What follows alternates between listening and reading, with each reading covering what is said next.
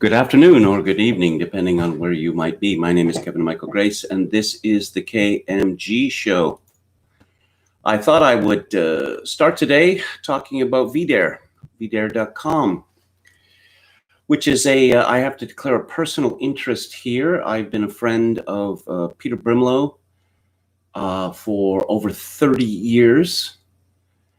And I have contributed on quite a few occasions to VDare. But it looks like a VDare might not be available much longer on the internet. Lydia Brimlow, who is Peter Brimlow's wife, writes, "Dear VDare.com reader, this is very serious. If you do not take action, you may no longer be able to read VDare.com very soon.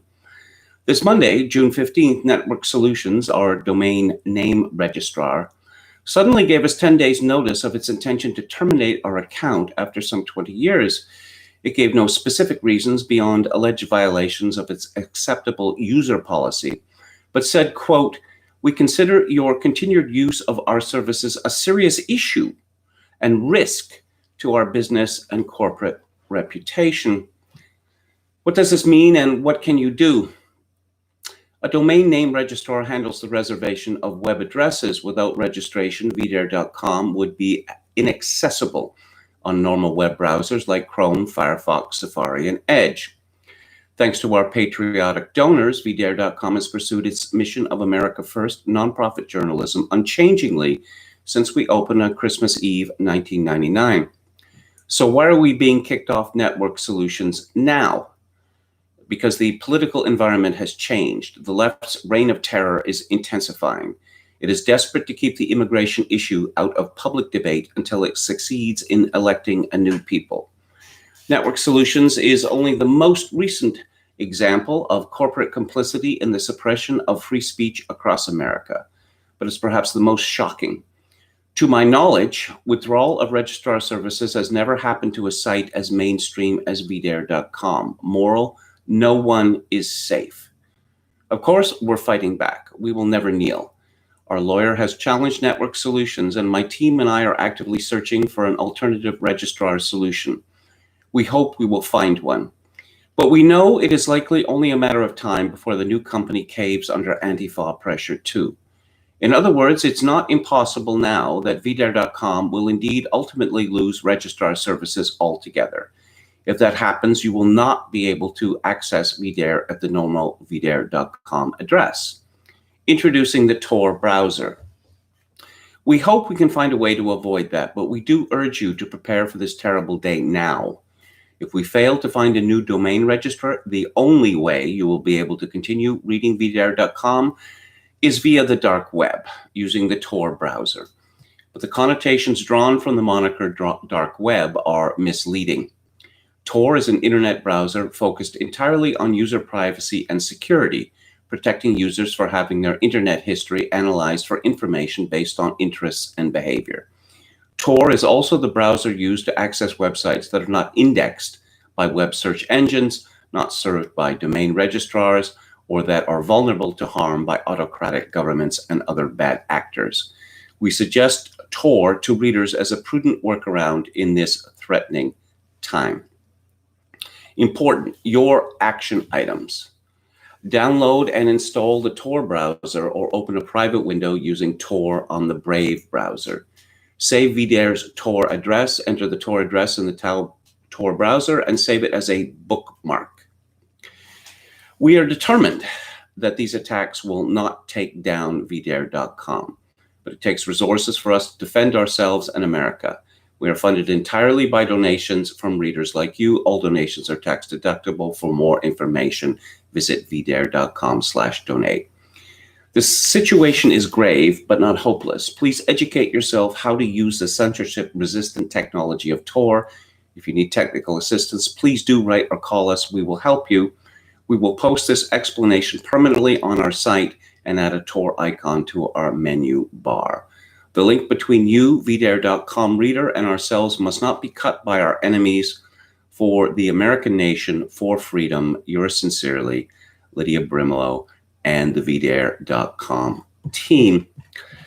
VDare is what you would call a good taste website. It does not involve itself in racial provocation. It prints all sorts of people, but it is primarily interested, as Lydia Brimlow explained, in American nationalism, in saving the American nation. And with Network Solutions going after VDare, it's clear that big tech hates the American nation, as it hates all nations, and wants it destroyed.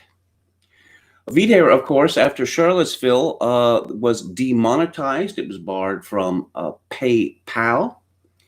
And, I suppose the libertarians are cheering at this because libertarianism is weaponized autism. Libertarianism worships mammon. It worships big business. It has replaced the worship of God with the worship of gold.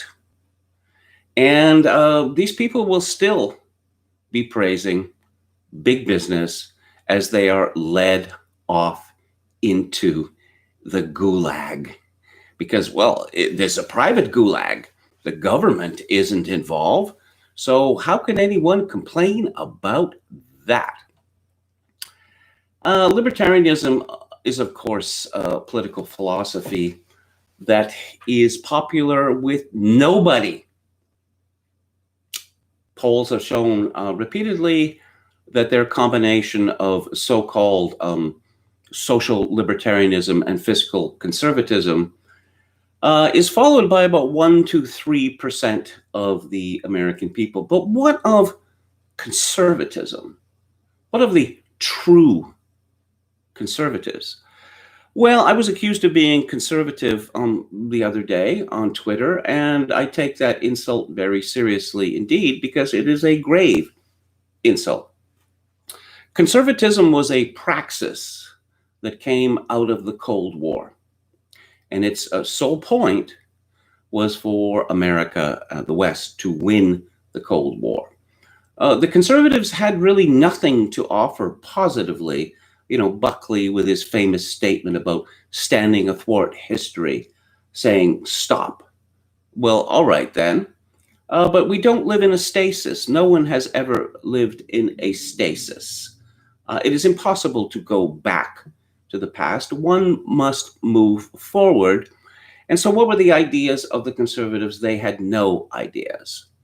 And their praxis consisted in surrendering to the left on everything outside of foreign policy. And yet these same clowns are now complaining about the state of the universities and the state of the media et al. They have no one to blame but themselves. You should not call yourself a conservative, call yourself a right-winger, call yourself a nationalist, call yourself a patriot.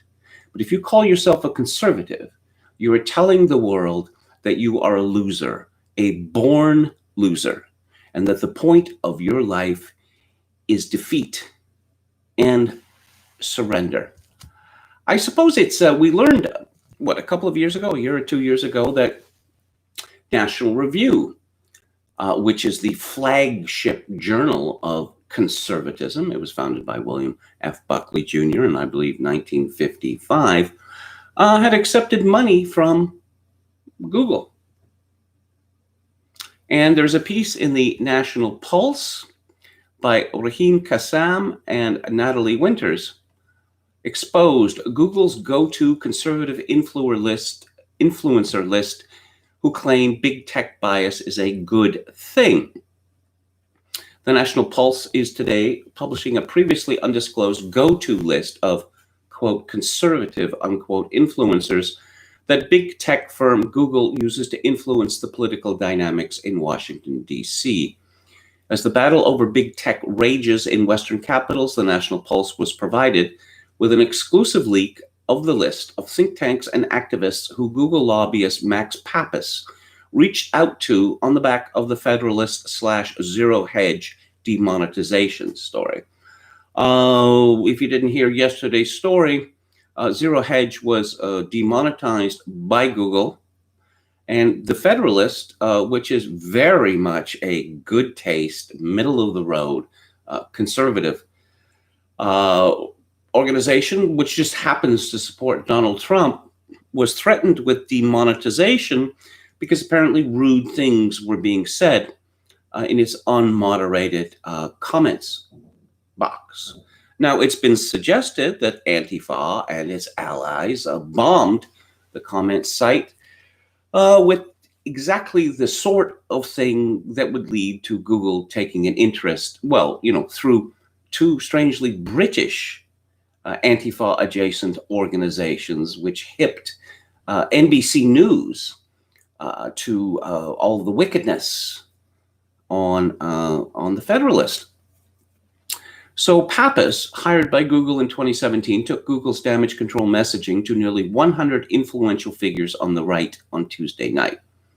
The list includes key conservative influencers from major think tanks and publications, some of whom are believed to be beneficiaries of large Google donations.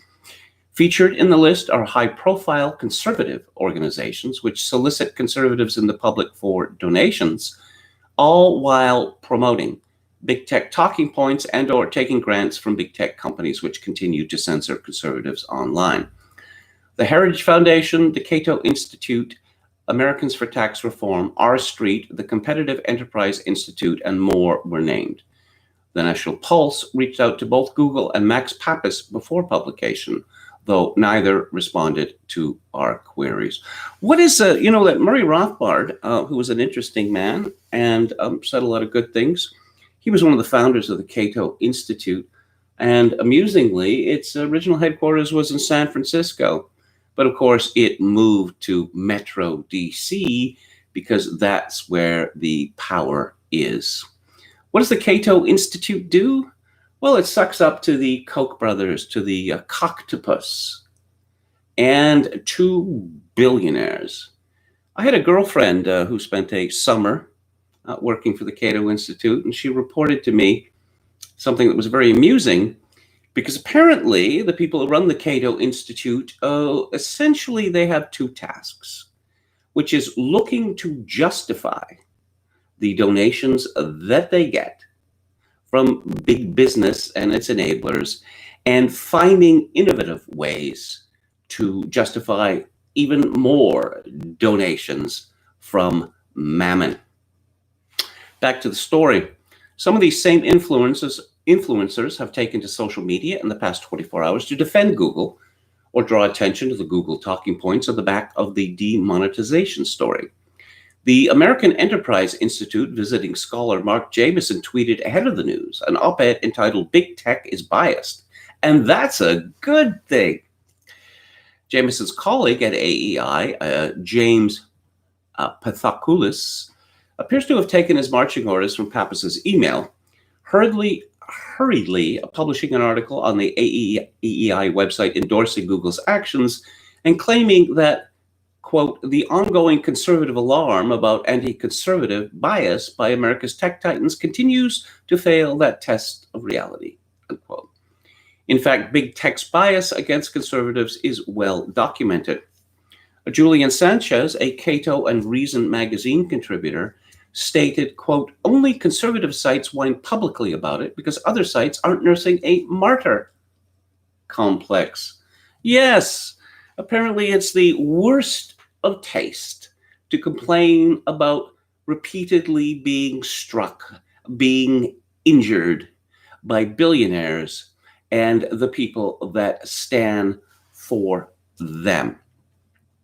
Cato's Matthew Feeney, director of the think tank's Emerging Technologies Project, used the opportunity to attack Fox News host Tucker Carlson and Senator Tom Cotton while defending Google. He tweeted, this clip, which I found on Google-owned YouTube, shows that Carlson is confused about what he calls, quote, free speech, unquote. Senator Lee seems to understand the Constitution doesn't allow Congress to bully companies at the behest of whining pundits. I'll get back to the Constitution on the matter of free speech as interpreted by the Supreme Court a little later. The Competitive Enterprise Institute's Patrick Hedger, also a writer for the Never Trump blog The Bulwark, took to the CEI website to defend a multitude of big tech companies. He claims, despite evident monopolistic practices in the big tech sector, quote, these companies compete with one another in some way, suggesting that competition in the broader tech sector remains robust and lacking a justification for government investigation, let alone intervention, unquote. Hedger also pounced upon conservatives on Twitter. He wrote, Google literally has AI systems constantly moderating all aspects of YouTube, which leads to comments containing certain Chinese characters being taken down by mistake a few years ago. Yes, I talked about this on the show a couple of weeks ago. Oh, yes. YouTube was censoring comments critical of the People's Republic of China, but this was by mistake. Of course it was by mistake. Are libertarians children? Do they all have the mental facility of children? One certainly gets that impression. Hedger also writes, actually, Google does moderate its YouTube comment section. Many of the people I see complaining about the Federalist kerfuffle today also complained about YouTube automatically deleting comments that contain certain Chinese characters a few weeks ago. As I mentioned yesterday, to look at the YouTube comment section for pretty much any video whatsoever is to invite despair. It is an absolute cesspool.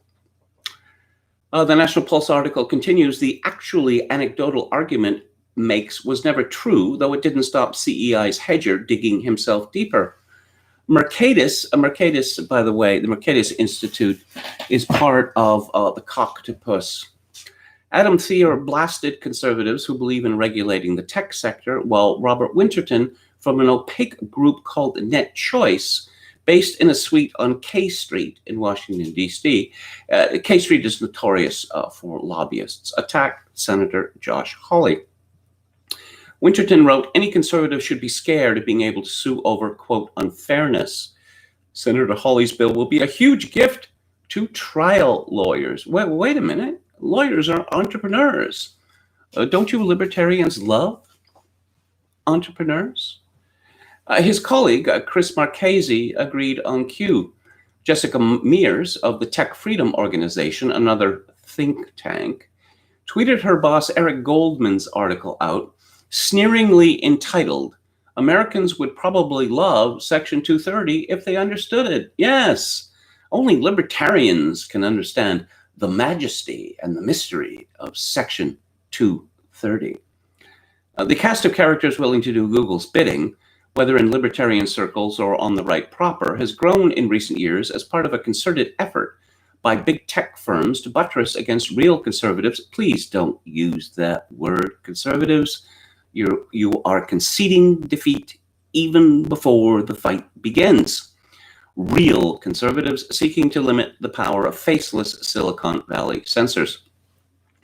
In an op-ed by former FTC, as Federal Trade Commission technologist Neil Chilson, and I'll get back to that shortly, the pseudo-rightist insists Americans should be grateful for big tech, even when being censored. Chilson made no mention of Zoom's link to the Chinese Communist Party, Snapchat's airing of an interview with Dr. Fauci, where he encouraged casual hookups in the middle of the epidemic, nor Disney's woke politics. Chilson works for the Charles Koch Institute, though he fashions himself as a representative of Stand Together, which itself appears to be an external operation of the Koch network. A full list of Google lobbyist Max Pappas's to-go influencers appears below. The National Pulse asked both Google and Pappas if the list represents grantees of Google, but neither responded in almost a full day.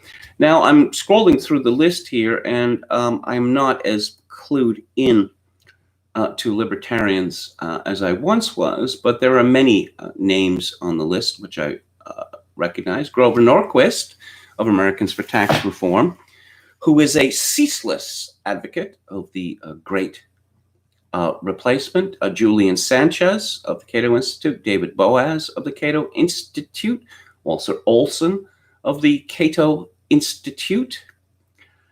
Let's see, how many other names? Oh, Steve Moore of Heritage. Steve Moore is the king of my free enterprise. And who else do we have here? At least names that stand out to me. It's just, these people have sold their souls for what? $100,000 a year? Apparently their souls come cheap.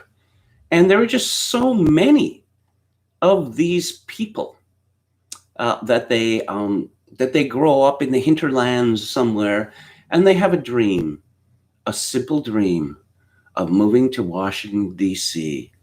and being a rent seeker forever. What a noble aspiration.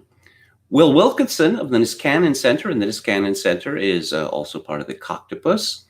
Will Wilkinson is, I have to be careful, but talking about this ridiculous man who once wrote, as Mises as and I see it, referring to the Austrian economist Ludwig von Mises.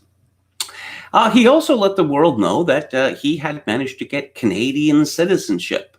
Not that he intends to live in Canada or become Canadian, if that were even possible, but just to show that he's a citoyen du monde, a citizen of the world, not the United States. And Brink Lindsay of the Niskanen Center. Oh, Shoshana Weissman of R Street. Peter Suderman of the Reason Foundation, who he was a movie critic some years ago, and the most shallow intellect imaginable. I won't say who he confessed this to, but he was talking about a friend of mine told him, was talking about a Woody Allen movie and said this is the second Woody Allen movie in which, which is pretty much based on the plot of Crime and Punishment. And it turned out that Peter Suderman did not know the plot of Crime and Punishment. That's exactly the sort of person one wants to be a film critic. Update. Heritage's Rob Bluey issued the following statement to the National Pulse, essentially confirming the think tank receives Google funds while claiming it doesn't impact their public policy positions, which is what corporates give think tanks money for. Quote, the Heritage Foundation doesn't take marching orders from anyone. We always have and always will operate according to a core set of principles when evaluating policy proposals. Donations have zero bearing on our policy positions. Heritage's broad base of financial support ensures that our recommendations are never influenced by outside pressure. The Heritage Foundation's authority rests on the quality, rigor, depth, and independent nature of our research and analysis. Any suggestion to the contrary is false. Heritage scholars have criticized Google and other technology companies for caving to the radical left, censoring heritage content, and pursuing ill-advised policies. We will not be pressured or bullied by anyone as we continue to represent the interests of conservatives and all Americans. I recall I wrote a piece for Chronicles back in the 90s about the SPLC, and I discovered to my amusement that the American Enterprise Institute was on this list of hate groups. The American Enterprise Institute. Now, instead of declaring war on the SPLC and its ilk, well, the American Enterprise Institute decided, Cato, I can bend lower and lower and lower. I can make my forehead reach the ground if that's what it takes. So I mentioned Neil Chilson, who is a senior tech policy fellow at Stand Together. And big business, just love big business. The U.S. has always been a special place for innovation, from Thomas Edison to Katherine Johnson, to Steve Jobs. U.S. innovators have created enormous benefits for billions of people. But he makes a special argument which is, I would say that it's risible. That doesn't quite capture it. How about hilarious? If you're not swayed by the work example, or if you have a job that doesn't allow you to work remotely, think of it in these terms. Imagine quarantine with only 3 broadcast channels to watch. You can thank innovation for The Mandalorian and for the many ways we can stay in touch: Zoom video chats, Snapchat messages, and house party games. Because of American tech, we can connect even while social distancing. Yes, because meeting people personally is yucky. You can catch viruses and germs and other people. So tiresome. But The Mandalorian, I can just imagine the meeting at Disney about this. We need more branded Star Wars content. What do you got, Jameson? How about Boba Fett? Boba Fett, remind me who he is? He's a bounty hunter. Yeah. Okay. What are you saying? That we should make a show about Boba Fett? Yeah, it'd be great. Wait a minute, doesn't he appear like for 5 minutes or something like that? And isn't he wearing a helmet the whole time? He doesn't have a face. Even RoboCop had a face. Trust me, boss, those proles will eat it up. And so they did. Yes, Mark Jameson, a big tech bias is a good thing, but some of the techniques need work. This is from AEI. Mark Jameson, he's a visiting scholar. Yeah, pimping for big business is scholarship now. Is it? He complains about bad analyses of commercial bias. Oh, but what about political bias? Of course, big tech employees are politically biased. Everyone is. So the question is not whether the companies and their services should be politically neutral. They cannot.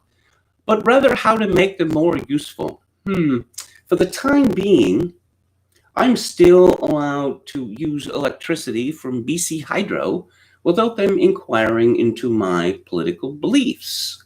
I'm still allowed to have a cell phone contract without them inquiring into my political beliefs. That's because they are carriers, and a carrier is supposed to be neutral. But I guess visiting scholar Mark Jameson does not appreciate that distinction.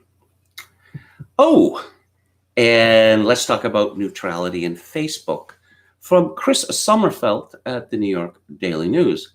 Facebook removes Trump campaign ad featuring Nazi concentration camp symbol. Facebook said that the inflammatory post, yeah, that's definitely neutral reporting. Inflammatory post violated the social media platform's policy against organized hate. The disturbing campaign ad. Is this a news story or an editorial? Because it seems to be presented as if it's a news story, which was launched Wednesday, called on Facebook users to sign a petition hailing Trump's decision to designate Antifa as a terrorist organization and charging without evidence that members of the left-wing movement are running through our streets and causing absolute mayhem. Beneath the ad's text is a picture of a red upside-down triangle. Badges with the exact same symbol were sewn under the sleeves of political prisoners in Adolf Hitler's concentration camps during World War II. Schutzstaffel, or SS, the Nazi Party's dreaded paramilitary arm who ran the camps, put the red triangles on anyone from communists to anarchists to trade unionists, Freemasons, and people who tried to rescue Jews from slaughter. A Facebook spokesman confirmed the ad was scrubbed from the platform because of the Nazi connection. Quote, we removed these posts and ads for violating our policy against organized hate. Our policy prohibits using a banned hate group symbol to identify political prisoners without the context that condemns or discusses the symbol. The reason that this red triangle with a black border was chosen. It's because Antifa syndrome. It's an Antifa symbol. It's refusing to acknowledge the Nazi link. Oh, so wait a minute. I've been reading about Hitler and the Nazi regime and all this disgustingness. Oh, I don't know, since I was about 10 years old. And now I'm supposed to believe that a red triangle is a big Nazi symbol. Well, I guess perhaps if the media reports this often enough, as Goebbels pointed out, people will come to believe it. The inverted red triangle is a symbol used by Antifa, so it was included on our ad about Antifa. Trump campaign communications director Tim Murtaugh said in a statement. We would note that Facebook still has an inverted red triangle emoji in use, which looks exactly the same, so it's curious that they would target only this ad. Along with Murtaugh's statement, Trump campaign ad Ken Farnaso emailed the Daily News a handful of links to obscure online retail stores selling water bottles, t-shirts, posters, and other gadgets with the red triangle on it, with descriptions calling the symbol anti-fascist. Jonathan Greenblatt, CEO of the Anti-Defamation League, did not buy Murtaugh's explanation and called the ad offensive and deeply troubling, whether or not the Trump campaign was aware of the red triangle's dark historical significance. It is not difficult for one to criticize their political opponent without using Nazi-era imagery, Greenblatt said. We implore the Trump campaign to take greater caution and familiarize themselves with the historical context before doing so. Ignorance is not an excuse for appropriating hateful symbols. Yeah, this comes from the same ilk, journalists who told us last year that the Iron Cross or the Maltese Cross are Nazi symbols. And of course, they are not. But what is the purpose of the Anti-Defamation League, by the way? I mean, apart from raising money, does it really have any real purpose? So let's talk about monopolies and free speech. And I'm reading from Wikipedia here. March versus Alabama, 1946, was a case decided by the United States Supreme Court in which it ruled that a state trespassing statute could not be used to prevent the distribution of religious materials on a town sidewalk, even though the sidewalk was part of a privately owned company town. The court based its ruling on the provisions of the First and 14th Amendments. The town of Chickasaw, Alabama, was predominantly a company town near Mobile, Alabama, that was owned and operated by the Gulf Shipbuilding Corporation. The town exhibited the general characteristics of a more traditional settlement. The town's policeman was a deputy from the Mobile County Sheriff's Department who was paid by Gulf. The town was surrounded by a number of adjacent neighborhoods which were not located on Gulf property.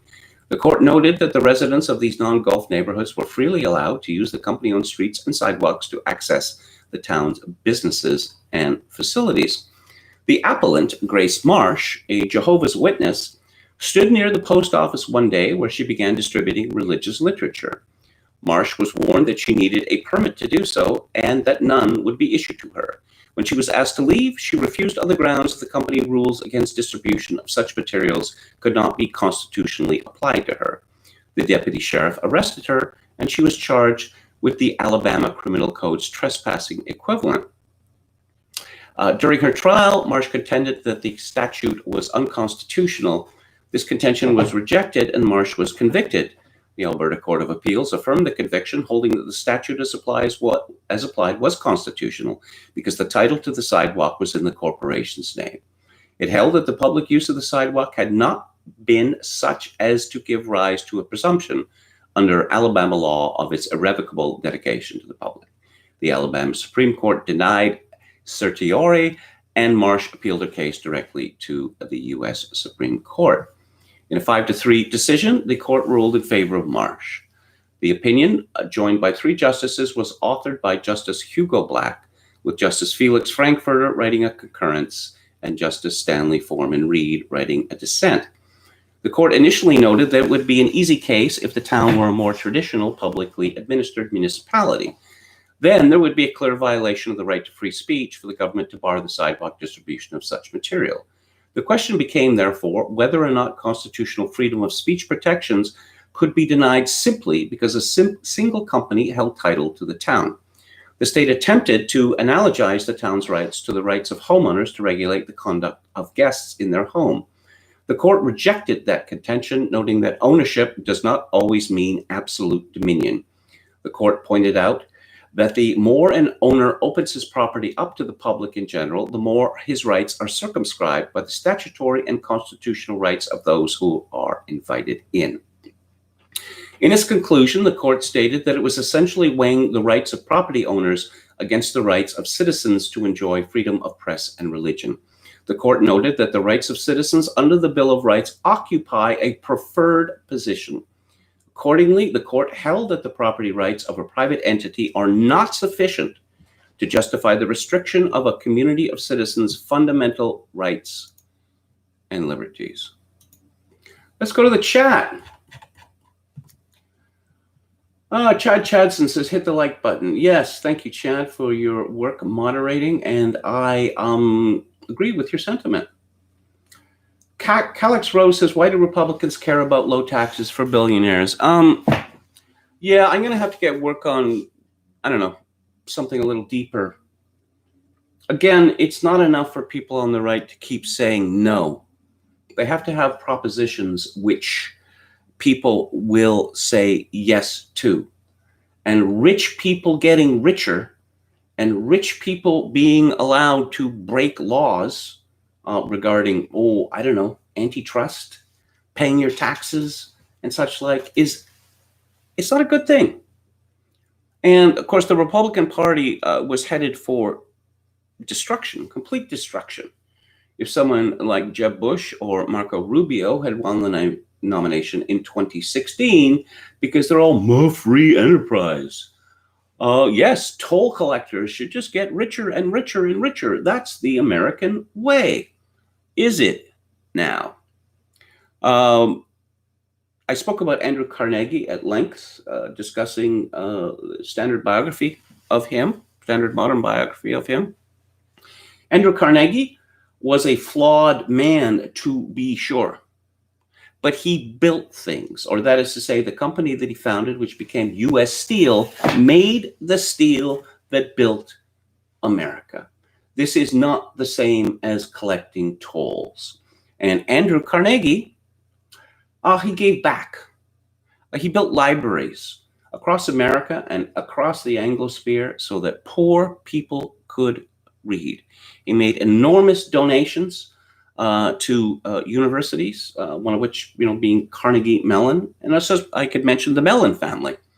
The Mellon family were part of the Gilded Age, and the Mellon family spent a large part of his fortune buying artworks, some of the greatest works of art from all over the world, and they built a magnificent building, the National Gallery of Art, so that poor people could see art in person for free.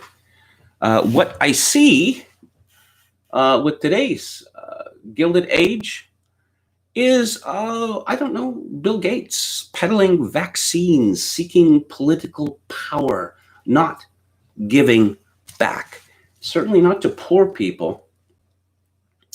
Walrus Libertarian says, fight the power. We was public enemy now. Yeah, I wondered about this, about the possibility of repurposing, leftist slogans, leftist songs, Something in the Air by Thunderclap Newman. I thought for a long time that could be very effectively repurposed for our side. Calix Rose says, what happened to antitrust? Well, our politicians are bought and sold by big business, and they decided they weren't going to get their payoffs if they decided to enforce the law. Jules Roy says, had Luke on for 5 minutes, had to turn him off when he claimed propaganda/media has no impact on public opinion. Well, Lord Keynes, the economist, would disagree. He said that, I'm paraphrasing here, I don't have the exact quotation in front of me, that, that people believe their opinions are their own, but they are typically those of some long dead philosopher. How do we think that people come up with their opinions? That they're locked in a library for 5 or 10 years, consulting all of the great works, and of course they come to this ex nihilo. You understand? It's not like people are greatly influenced by their parents, say, or their families in general, or their schooling. No. Every man is independent. I mean, I just can't imagine why anyone would say something like that. William Hicks says, rumor mill has it Marty McFly grabbed a nuke and is going back to blow up the Greeks and their astrolabes, stopping Columbus. No colonization, no African slave trade, no BLM, no KMG show. Oh dear, that would be a shame. James Mitchell says VDARE is not racial. It's named after the first white girl born in North America. Yes, Virginia Dare. I know that. And America is a civilization created by white Europeans, or just Europeans. It's that simple. Okay? There's no getting around it. And I can't imagine why, if this is so abhorrent, why the United States continues to be overwhelmed by millions of people who demand their right to live in this wicked, white, supremacist society.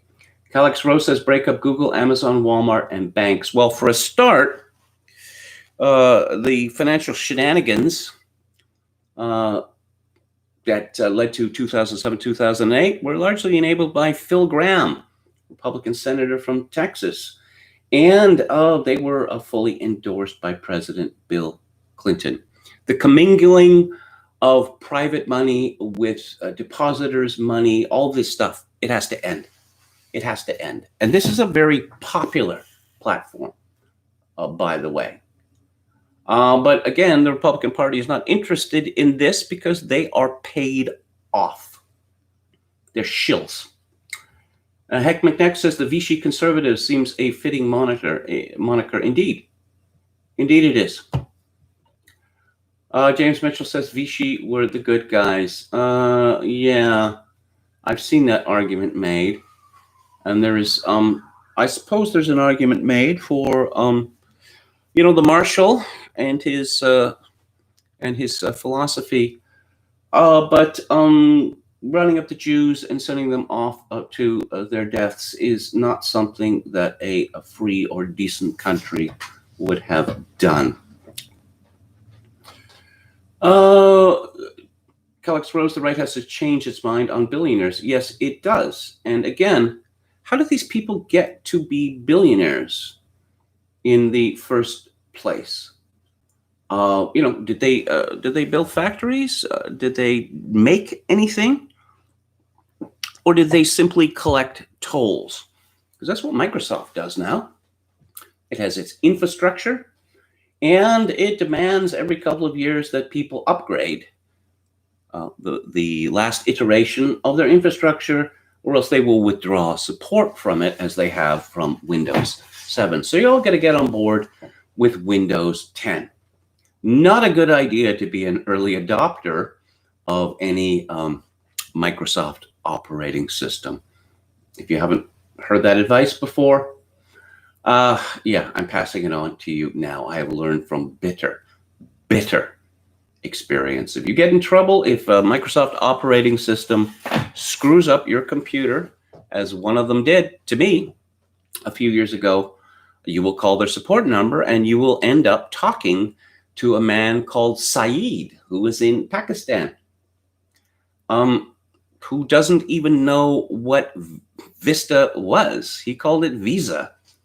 And who, after many agonizing calls, he managed to disable my network connections, turning my computer into a brick.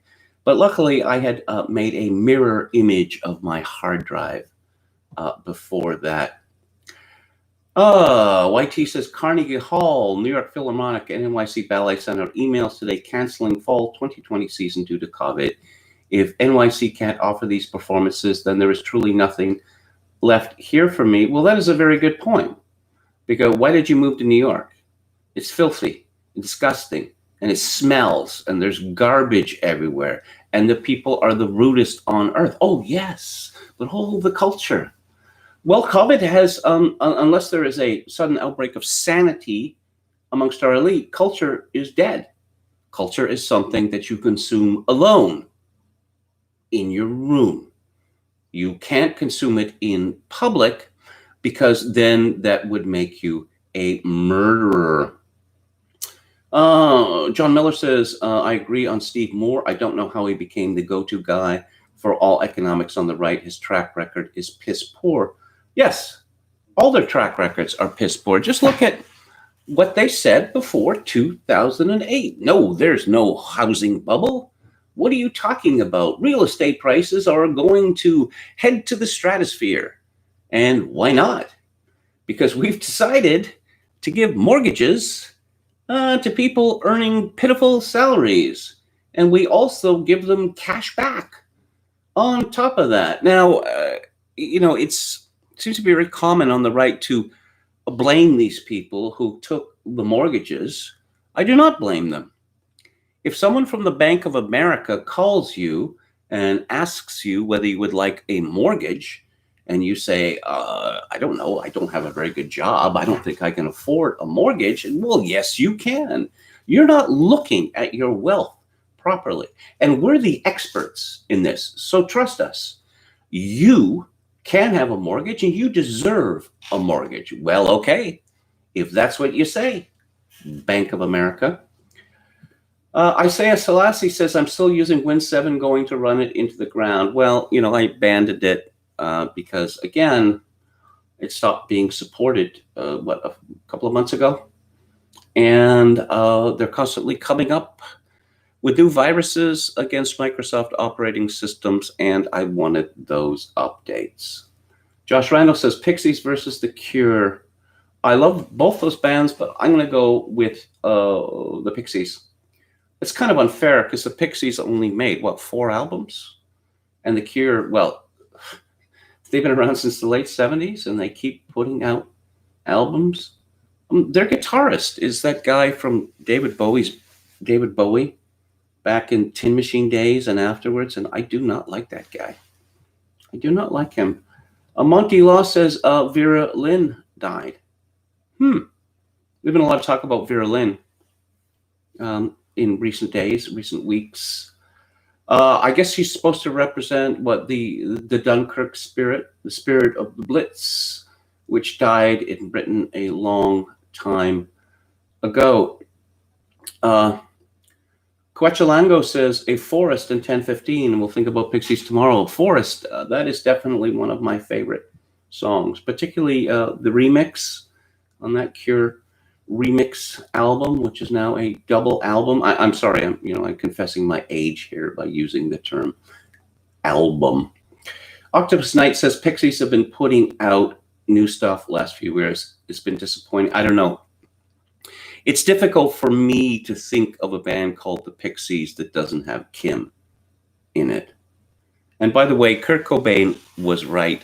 Charles should have let Kim sing more songs. Okay, let's go. Let's get back to it. Cancel culture. As predicted, this is from the Daily Mail. Cream of Wheat becomes the 4th brand in 24 hours to review its packaging in wake of calls for racial equality. What? This is wrinkling my brain. What does pictures of black people on food have to do with racial equality? Is a suggestion that there's not enough black people that serve as the symbols for multinational food products? B&G Food says it is reviewing the packaging of its cream of wheat porridge. As I mentioned yesterday, I have eaten a lot of cream of wheat in my life. In fact, it was the staple in my household for quite a long time, to the point where I got sick of it, and I wrote a little satirical poem about it. I don't remember anything except the first line. Quick cream of wheat, it's all we ever eat. The company said it wants to not inadvertently contribute to systemic racism. Again, putting a picture of a smiling black man with a chef's hat on, presenting you with a steaming bowl of cream of wheat. I am giving you this delicious and nutritious food. Yes, I can see how that would somehow foster systemic racism. The U.S. brand has come under fire for some time over its black chef character, which is widely believed to be inspired by Frank L. White, a Chicago chef who died in 1938. His image had replaced the brand's original character, Rastus, which featured on the box from 1890 to 1925. Rastus was a racist caricature of a dim-witted former slave that appeared in blackface minstrel shows between the late 19th and early 20th centuries. The term Rastus is regarded as a highly derogatory term for black people today. I'm 65 years old in 2 weeks, and I've never, in person or in print or on the internet, heard a black person denigrated with the name Rastus. Maybe the term Rastus was regarded as a highly derogatory term, in the 1920s? However, many felt the change in character simply reinforced the same racist connotations. You are still referencing the place of black people as servants, as your chefs. N-A-A, Oyo, O-Y-O-A, Kawate. That is quite the name. Doesn't sound very American. Associate Professor of Africana Studies at Rutgers University told CNN, you can still draw on the legacy of what slavery meant and what black people's natural position is supposed to be, your own personal slave in a box. How would you possibly come to that conclusion? The whole point of these smiling black people on these breakfast items is that I'm a black person. I love life. I love food. I'm good at cooking. I am giving this to you. And you say, thank you, smiling black person. And I'm looking, the Daily Mail has provided a ad for cream of wheat in 1902, which depicts the brand's original character, Rastus, a racist caricature of a dim-witted former slave that appeared in blackface minstrel shows between the late 19th and early 20th century. Well, thank you for the illustration, because there is a white woman. She looks like a servant, and she is holding a tray which has cream of wheat on it, and the black man is holding the tray as well. He's holding a pan. He's looking at us and he is smiling. He does not look dim-witted in the slightest. There are well-known facial gestures for to make people look dim-witted. This man does not look dim-witted. In other words, this is all made up. At 5:30. It's Theater Thursday, and we're going to talk about Rainer Werner Fassbinder's film from 1978, The Marriage of Maria Brown. I discovered this website, or it was suggested to me a couple of days ago, called Epsilon Theory. Someone named Ben Hunt runs it. And this post is from a few months ago, but it is relevant because it is bailout. It's about the bailout of the airlines. He writes, I'm angry that I have to write this note. I'm angry that when we have people dying left and right in this country, when there's an urgent need for all of us to spend all of our time helping our families, helping our neighbors, helping our emergency responders and healthcare workers and social service providers do their jobs, that I have to write a note about the airline industry and how to structure the bailout of United, Delta, American, and Southwest, and Boeing. But I do have to write this note because, of course, the raccoons and the high-functioning sociopaths are out in force on this, looking to get their private losses socialized and their private gains locked in, looking to get their 30 pieces of silver. So I'm not going to spend a lot of time on this. I'm just going to give you all the facts and let you take it from there. Because if this goes down anywhere near where I think it's going to go down, well, one day when we've passed through this valley, there's going to be a reckoning, and we will visit our righteous anger on those who abuse the public trust. But that's for another day. Today, we're going to talk about airlines, their CEOs, and their major shareholders. Trust me, there will be plenty of righteous anger to go around. Back in the day, my hedge fund owned a chunk of Ryanair, the cut-rate Irish airline. We didn't own it for long because Michael O'Leary, but it was actually a Michael O'Leary quote. He's Ryanair's founder and CEO that got me interested in the company and the industry in the first place. I'll try to paraphrase this to avoid the profanity. You think airlines are a service industry? You are idiots. Airlines are a utility. So right. Airlines are exactly the same thing as an electrical generation plant. They provide the transportation outcome, the getting from point A to point B in a short time that our modern economy depends on just as much as it depends on electricity or banking or healthcare. Commercial air travel isn't a luxury. It isn't a service that we can purchase or not, upgrade or downgrade as we like. Sure, the airlines present themselves as a service because they get you to pay more money if you think of them like that, but they are not a service. They're a utility. While we're at it, here's another quote. You'll never guess who said it. Airlines are a public utility and they should be regulated as such. Sounds like something Bernie Sanders would say, right? Nope, that was George Will.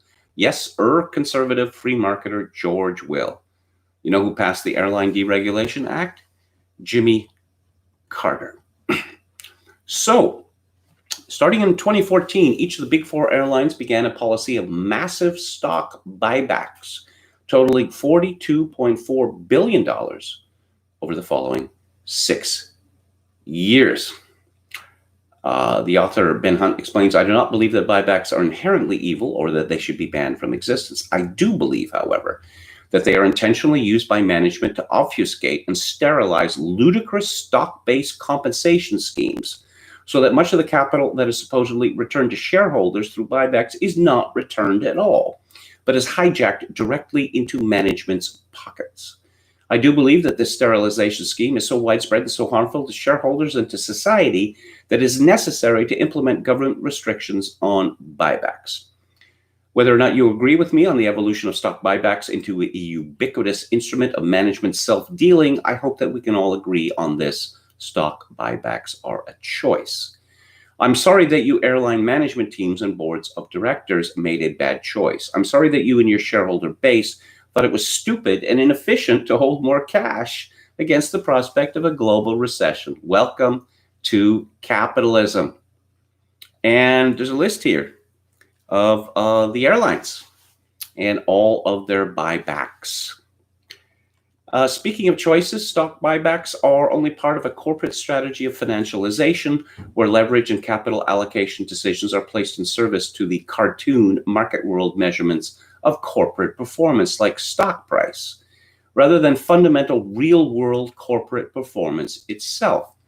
At every turn over the past 6 years, management teams at the big four airlines have increased debt and directed their free cash flow towards anything they thought would prop up their stock price at the expense of using this money to grow their core business or protect their core business against a global recession.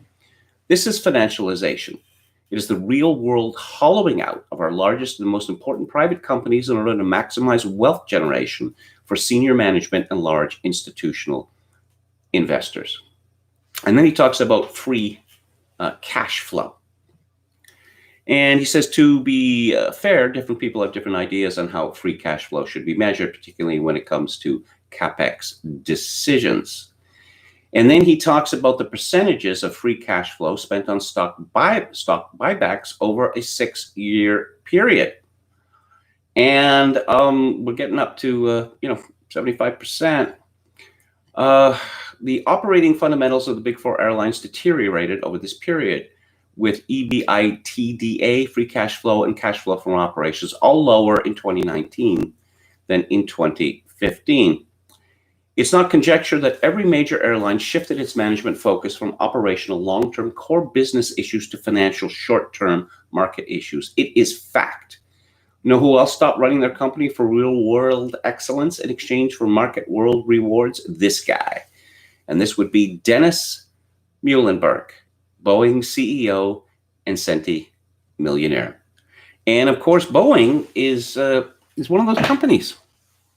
Hewlett-Packard is another, IBM is another, which were the crown jewels of American business, and they were driven into the ground by greedy, short-term thinkers. All of these companies that I mentioned are now jokes.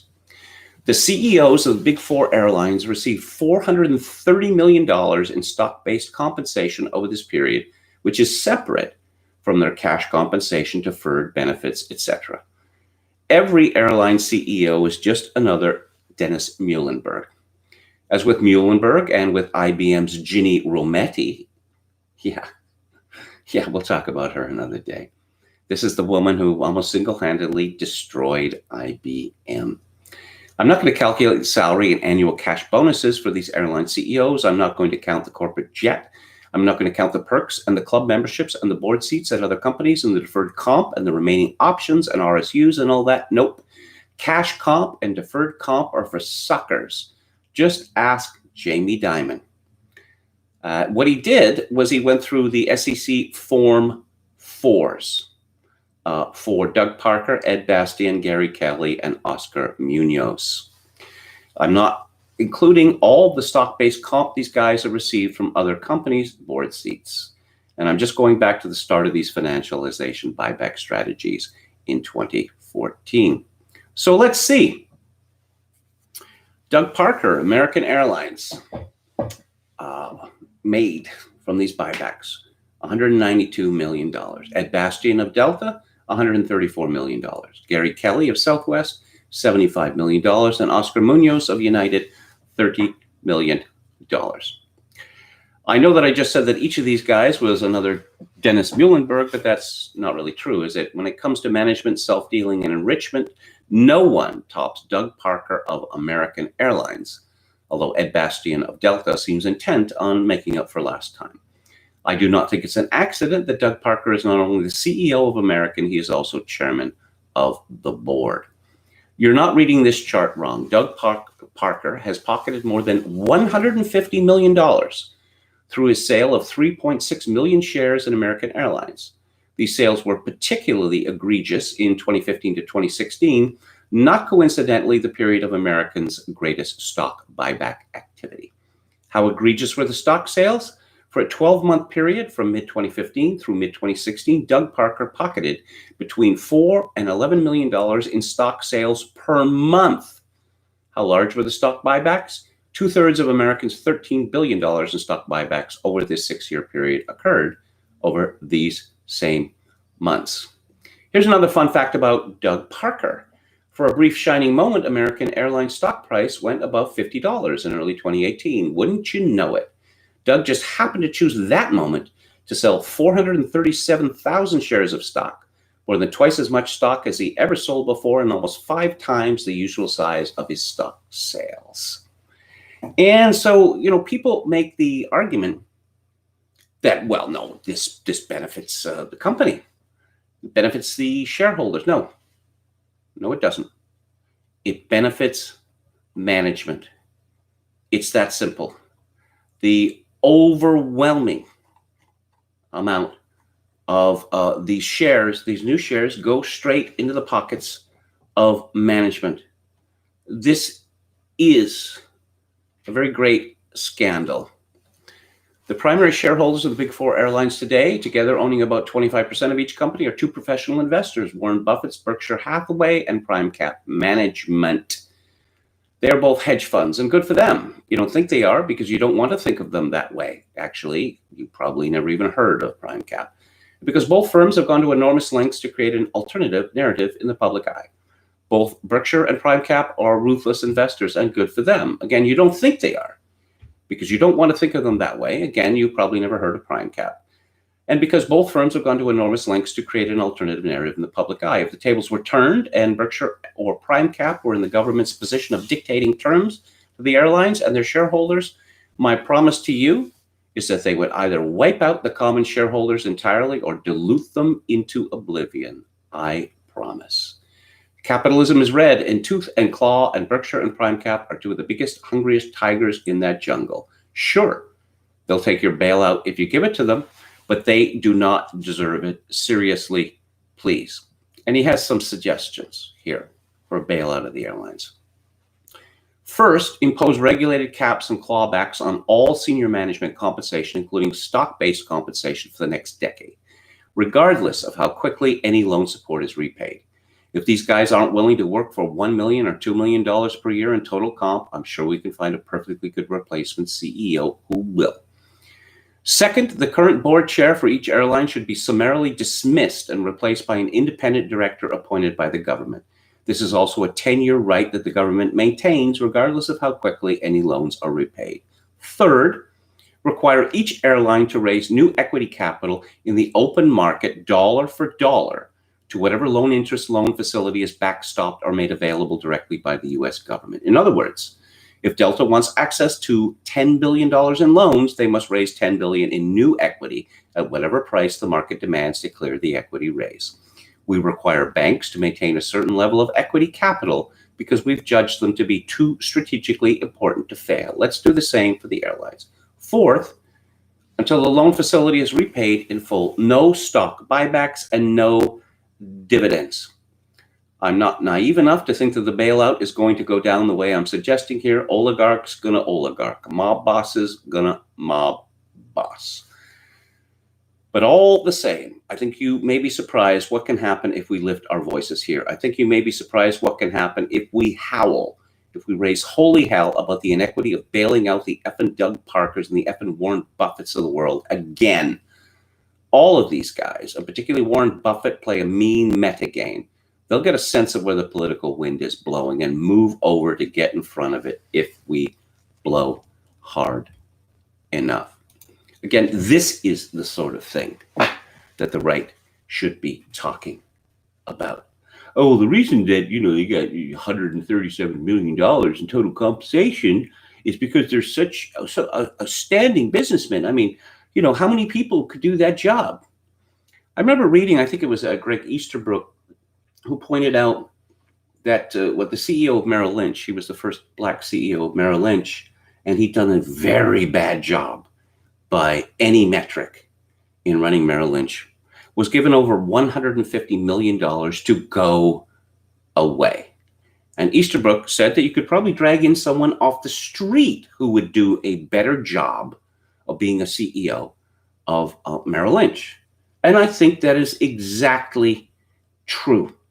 If these CEOs were such world beaters, then why, as I said, at IBM and Hewlett Packard and Boeing, that they've driven these beloved companies into the ground. If you want someone to drive your company into the ground, well, there's lots of people who are willing to do that. And he talks about Gina Rometty and her stock transactions. This would be Ben Hunt again. I'm not even going to count Rometty's salary and annual cash bonuses. I'm not going to count the corporate jet. I'm not going to count the Augusta National membership and all that. Nope, you got to work hard to fritter away our national treasure like IBM into irrelevance. So let's not begrudge the woman whatever tens of millions she's paid in cash comp, and let's not begrudge her the well-deserved downtime on the links or sipping mint juleps in her green jacket. Besides, cash comp is for suckers. Just ask Jamie Dimon. So here we go. Over the past 15 years, Ginny Rometty has acquired or been granted over 850,000 shares of IBM stock. Most of this stock was given to her gratis, but she had to pay to exercise some of this as options. The total price paid for all of these shares by Rometty was $25.7 million, which works out to an average price of $30.31 per share. Rometty has sold more than 550,000 of these shares over the years in more than 50 separate transactions for a total of $84 million at an average price of $152 per share. For those of you keeping score at home, the current IBM share price is $143. So as you can imagine, Ginny has been pretty good at timing these sales over the years, with more than 100,000 shares sold around the top tick of $200 for the stock back in 2012. So over the past 15 years, Ginny Rometty has $84 million in realized stock gains and $42.4 million in unrealized gains at a cost to her of $25.7 million. That is a profit of $100.7 million. To be clear, this is just the opening bid. We still haven't seen the 8K filing from IBM where they will detail her going away prize money. Just as with Muhlenberg, there will be tens of millions of dollars in deferred this and long-term incentive that. But don't call it severance. And yeah, why are these people supposed to be our heroes? Why isn't Jamie Dimon one of the most hated people in America? Because he is truly a disgusting person. And his company, JP Morgan Chase, is a criminal enterprise. And I use those words advisedly. Over $10 billion in fines paid in recent years by JP Morgan. It's just a cost of doing business. It's just the grease that keeps the wheels moving. And he says, yeah, that these people, this unparalleled transfer of wealth to the managerial class, not founders, not entrepreneurs, not visionaries, no managers, fee takers, asset gatherers, rent seekers, rakes. Noam Chomsky seems to have lost his mind. This is from the National Observer. At first, it seemed like rhetorical overkill, the kind heard in barroom debates, but Noam Chomsky, the world-renowned public intellectual, made a plausible case for a chilling assessment of arguably the world's most powerful man. Voting for U.S. President Donald Trump is worse than voting for Hitler, Chomsky affirmed to interviewer Linda Solomon-Wood during a Canada's National Observer sponsored webinar in April. Hitler was maybe the worst criminal in human history, Chomsky said.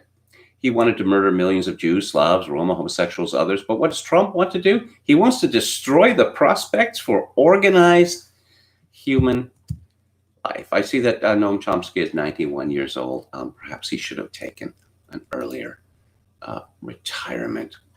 An interesting article from the Strategic Culture Foundation, how biosecurity is enabling digital neo-feudalism. Italian master thinker Giorgio Agamben has been on the controversial forefront examining what new paradigm may be emerging out of our current pandemic distress. He recently called attention to an extraordinary book published 7 years ago that already laid it out.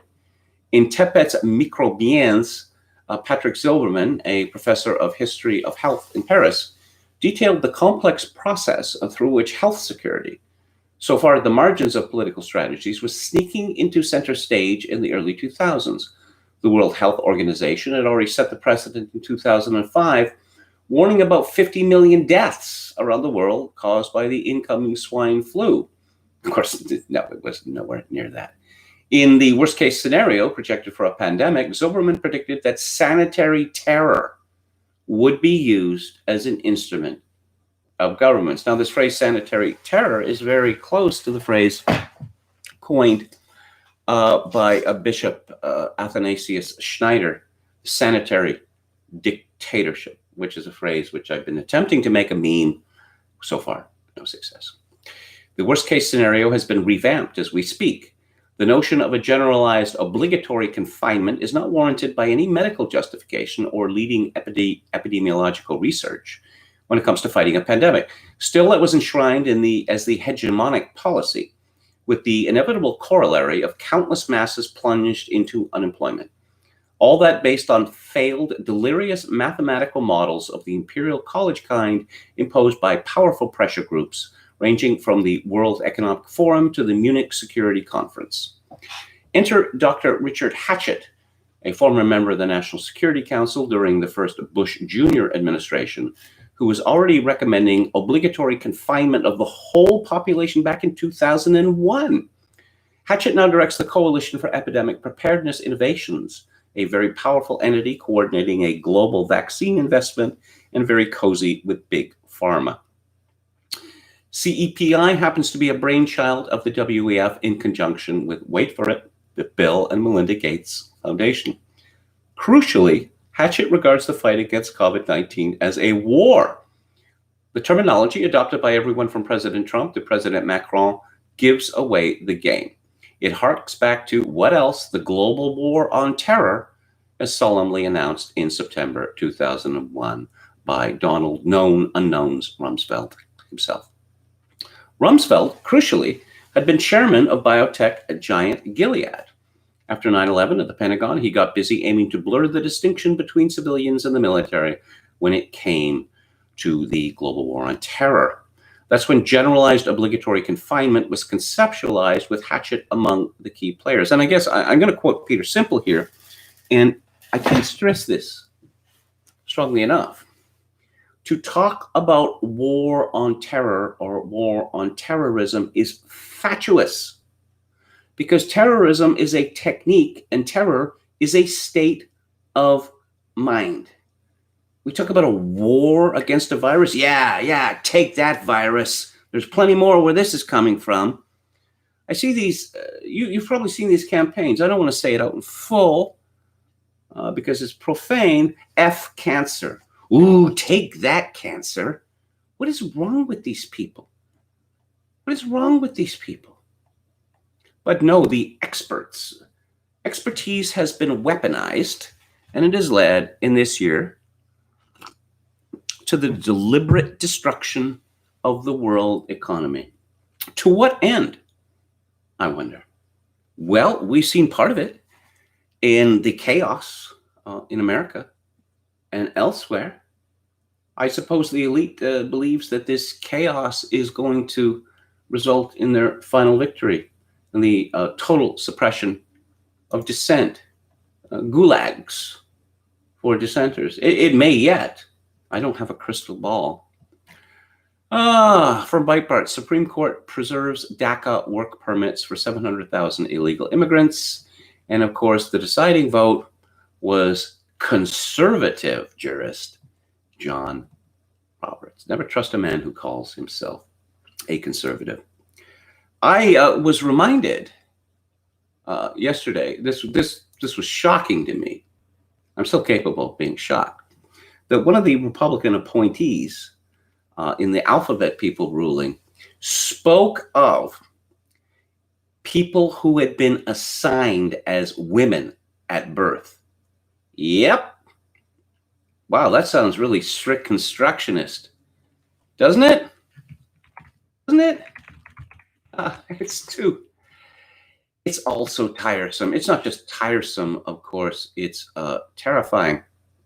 So apparently Obama could issue a DACA executive order, but Trump can't issue an executive order rescinding it. No, of course not, because we love brown people. Why are you so mean to brown people? Oh, this is from the, I'm going to go back to the chat here, see if there's anything going on there. Lecomte de Berea says there was nobody worse than Marx. That man caused more suffering than all dictators combined. Well, I read a book by Nathaniel Weil decades ago, and it was called Karl Marx Anti-Semite, or Karl Marx Racist, or something like that. Nathaniel Weil was a well-known Jewish activist. And Karl Marx had some very salty things to say about the German socialist Friedrich Lassalle. I can't repeat what he said, but pretty much it was that he said that he looked like a Jewish N-word. That's what Karl Marx had to say. Karl Marx did not seem to be too keen on our black brothers and sisters. So I'm waiting for him to be canceled. I mean, it's long past time, right? But according to the Columbia Journalism Review, they explain, we capitalize black and not white when referring to racial groups. Black is an ethnic designation. White merely describes the skin color of people who can, usually, without much difficulty, trace their ethnic origins back to a handful of European countries. Isn't that sweet? Isn't that sweet? So apparently all black people look alike. I'm kind of curious as to, exactly how much in common does, I don't know, someone like Halle Berry have with some Somalian, Ilhan Omar, for that matter. You see different degrees of whiteness amongst people. A lot of people who are considered white are swarthy, we should say, but it is nothing like the difference in skin color among black people. Africa's a really big place, and there's hundreds of different tribes there. But now, according to the, and even even in America, even with the descendants of slavery, you see enormous variation. In fact, Thomas Sowell has written, others have written about the discrimination of the Black community against Black people with very black skin, as Sowell has. But no, the Columbia Journalism Review doesn't believe that we deserve a capital letter. But we must not repine. Okay. Let's see. What? Quechalango says, MCT, cue open scream from Sonny's Bunning of Birthday Party Mutiny album? I don't know. Non-walrus libertarian says they only cancel non-useful people. MCT says all cats are gray at night. That is one of my favorite sayings. As well as a cat may look at a king. Le Comte Brea says Marx was the villain who hated progress and success, I guess. Lenin, Stalin, Engels, Mao were just useful idiots. Marx observed something crucial. It was observed at the time that the first neoconservatives, before they just became, maniac warmongers, that they had been influenced, well, Irving Kristol, say, by Marx's early writing. Marx's writing on the alienation induced by the Industrial Revolution is profound, and it remains profound today. Let's see, Eternal Fisherman, this is a quote. The Jewish N. LaSalle happily lost 500 thalers this week due to failed speculation. The intrusiveness of this lad was also N-ish. Marx was, he was really talented with the insults. I've got to give him that. I read this fellow who writes for Private Eye. He wrote a biography of Karl Marx some years ago. Let's see if I can find the title. I must say that I was very impressed with Marx's industry. Engels could have made his life comfortable, but Engels was too cheap to do so. And Marx wrote and wrote and wrote. And, the collectors were constantly hammering on his door. And Marx would send his favorite son there. And his son died at an early age, which was heartbreaking to Marx.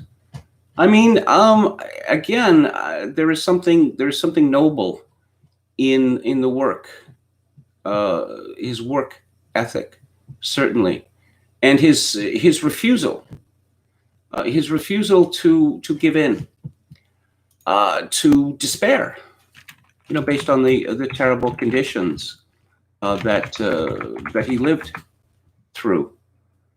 Paul Johnson in his stupid book Intellectuals. Oh yes, Karl Marx fathered an illegitimate child by a servant. Oh, you want to go down that route, Paul? Let's talk about, of course, it was Christopher Hitchens who noted that Paul Johnson liked to be spanked by women, paid to spank him. So I guess, nothing that Paul Johnson has ever written is useful. The book is called Karl Marx, A Life by Francis Wheen. Of course, I do not agree with Marxism in the slightest.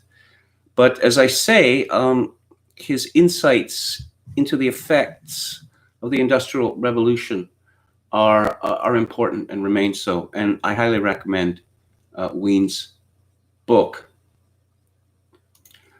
Okay, so let's, 1,000 signed petition to shut down Guardian over links to slavery, anti-Lincoln propaganda. During the Civil War, the Confederacy was seen as the underdog. And so liberals were rooting for the Confederacy. I mean, it also could be that,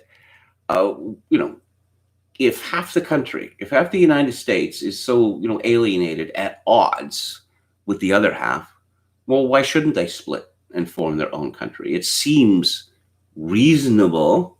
But now, of course, we know that the Confederacy was the devil, worse than the devil, worse than Hitler. And that everyone associated with the Confederacy was a very, very bad person, the worst of the worst. But there was a Jew prominent in the Confederate cabinet. His name was Judah P. Benjamin. And he was Attorney General, Secretary of War, and Secretary of State during the CSA. Interestingly, after the end of the Civil War, he left the United States and moved to England and became one of the most prominent barristers or lawyers in that country. A very talented, complicated man. I've been trying to get a hold of a decent biography of him for the book club.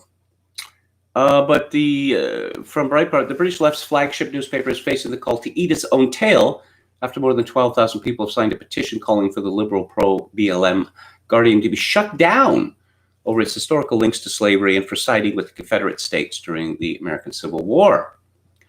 The call comes after far-left activists have demanded the removal of statues of prominent figures in British history who may have profited from slavery, supported colonialism. That would be most of them, the overwhelming majority, or even have been wrongly accused of extremism.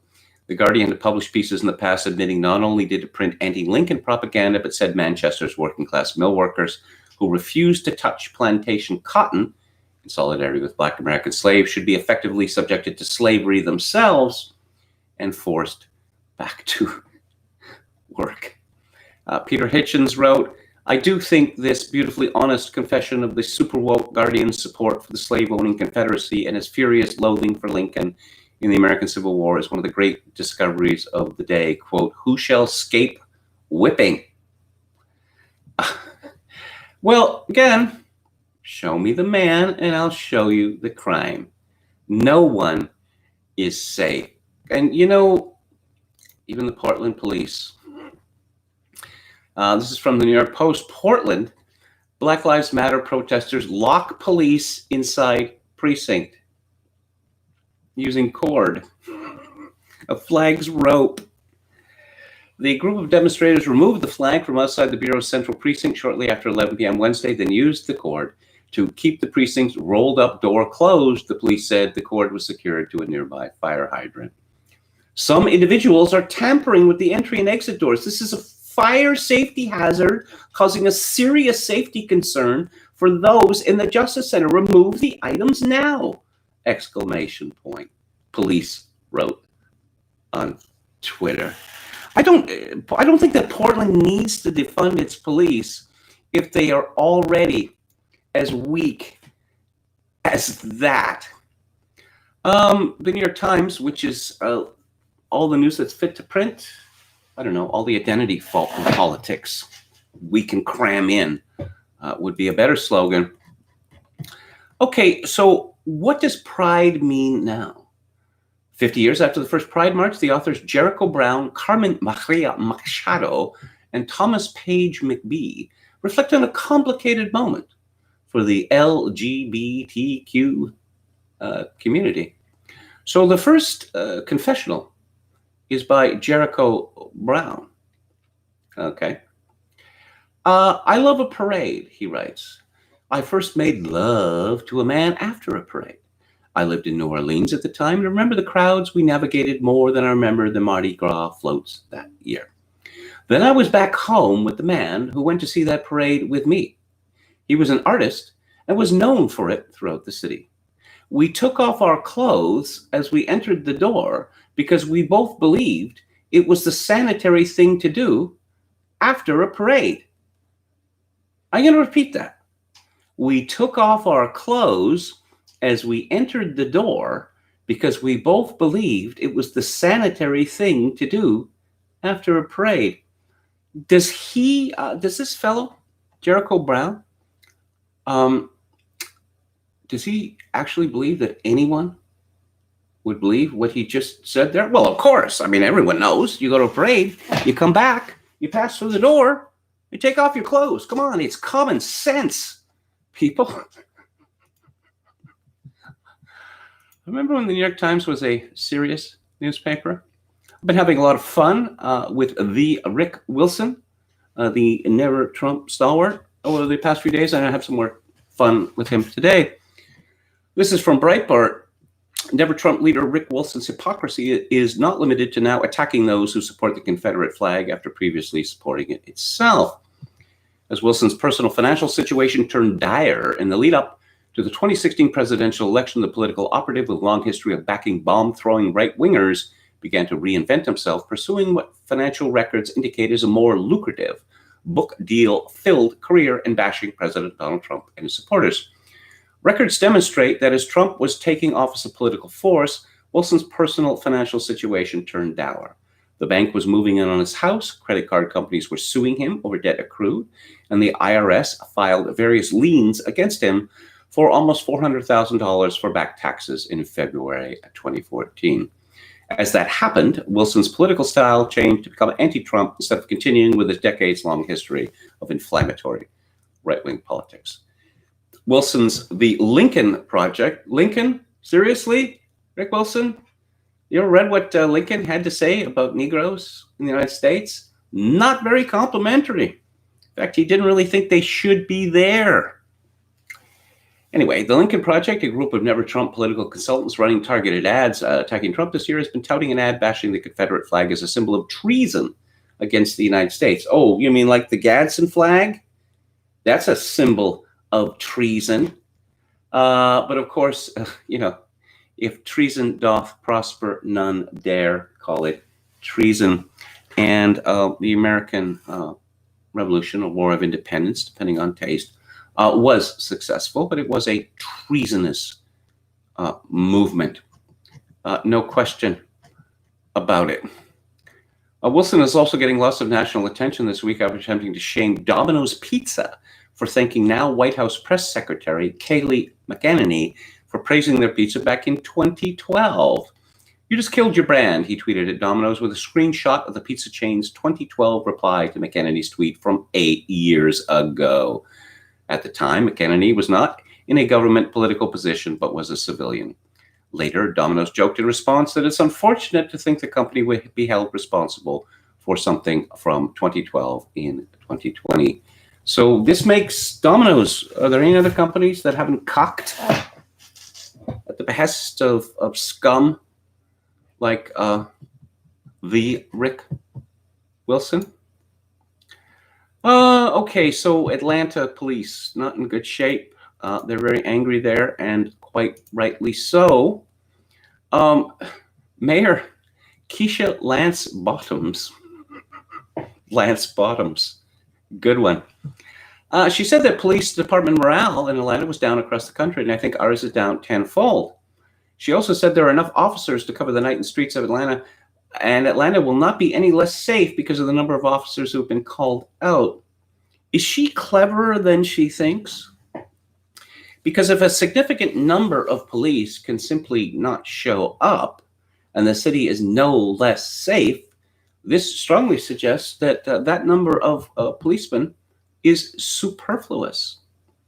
The former Atlanta cop who shot Rayshard Brooks dead is booked on murder charges after turning himself in a county jail. And apparently he got a concussion in the scuffle from the peaceful protester, Ray Rashad. And this is somewhat ominous.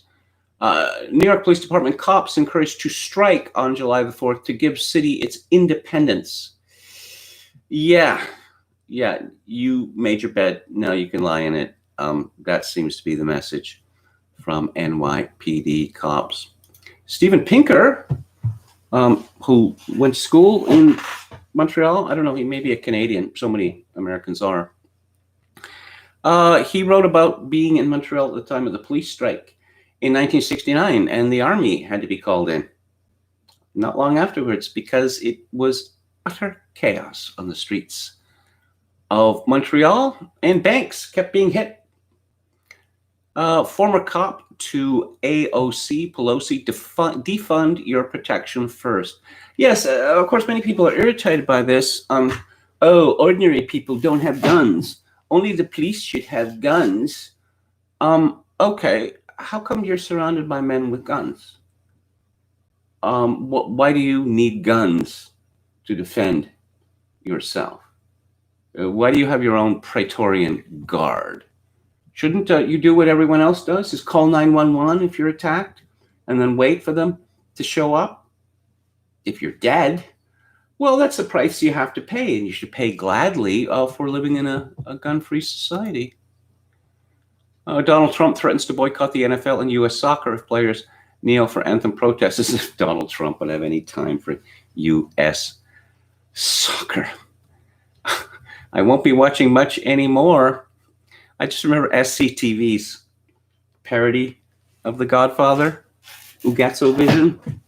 Don't tell anyone outside the family that you like soccer. It's good advice. It's good advice. Now, I talked about this, I think, on Luke Ford's show months ago, but I don't know, it's become a story again.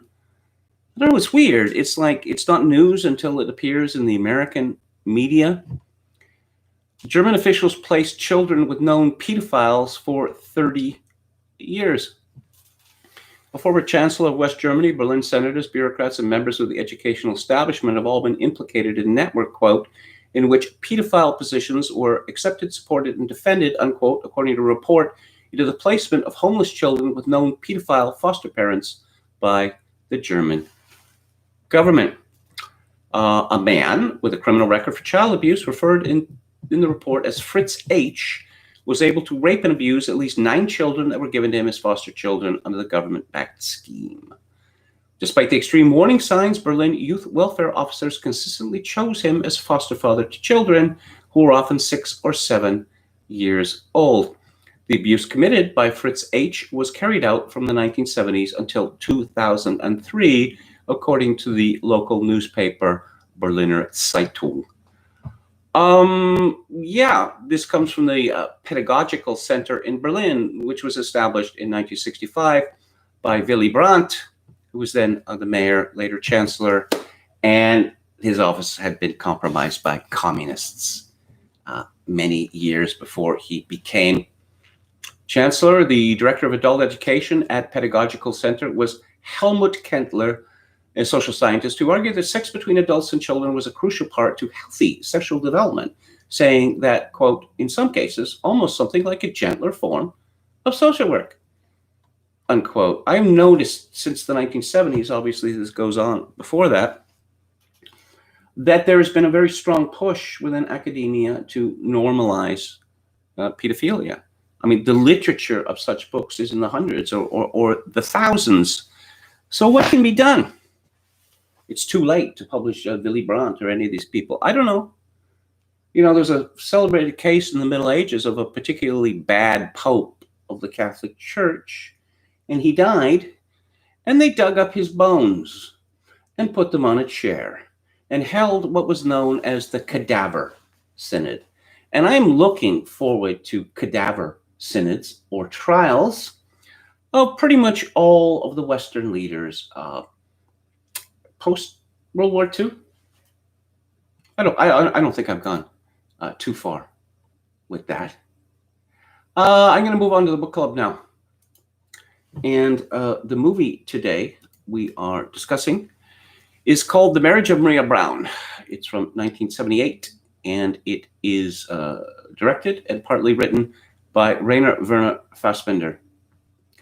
And it has to do with what is called das Wirtschaftswunder, which means the economic miracle. The beginning of this film, Germany is absolutely smashed. Churchill joked, that robust sense of humor of his, that the bombing in spring of 1945 was merely making the rubble dance. And Germany turned itself around in a remarkably short period of time. So much so, what was it, 55, that the Federal Republic was allowed to exist.